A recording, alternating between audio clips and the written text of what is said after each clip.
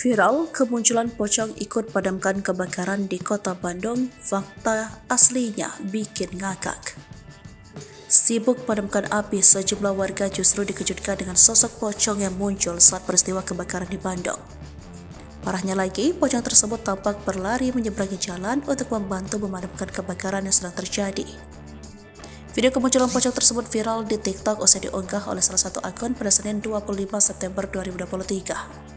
Dalam video beredar tampak kemacetan di salah satu jalanan kota Bandung akibat terjadinya kebakaran.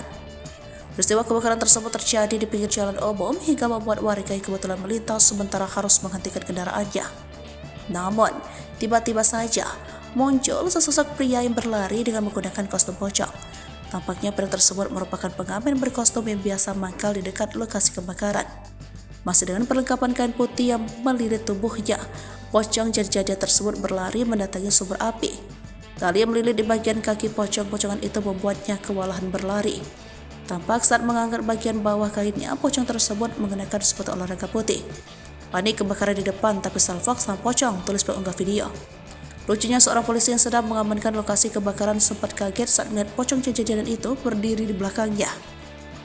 Warga yang kebetulan melintas pun ikut dibuat salah fokus dengan kemunculan pocong yang ikut memadamkan kebakaran.